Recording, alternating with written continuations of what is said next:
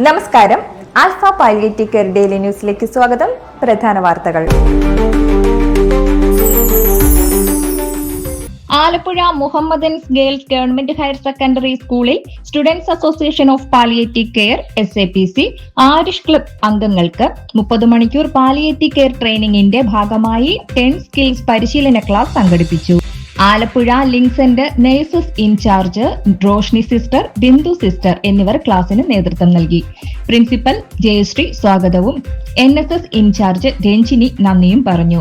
ആലപ്പുഴ ജില്ലാ community welfare officer Balamurali ക്ലബിന്റെ തുടർ പ്രവർത്തനങ്ങൾ ആയ link centre visit, home care visit, walkathon എന്നിവയെക്കുറിച്ച് സംസാരിച്ചു.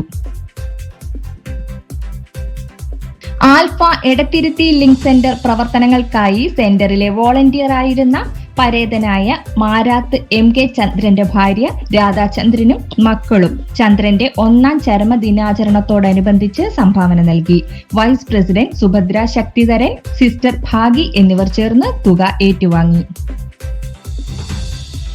Thrissur Ramavarmapuram government vocational higher secondary സ്കൂളിൽ SAPCയുടെ ആഭിമുഖ്യത്തിൽ പാലിയേറ്റീവ് കെയർ ബോധവൽക്കരണ ക്ലാസ് സംഘടിപ്പിച്ചു.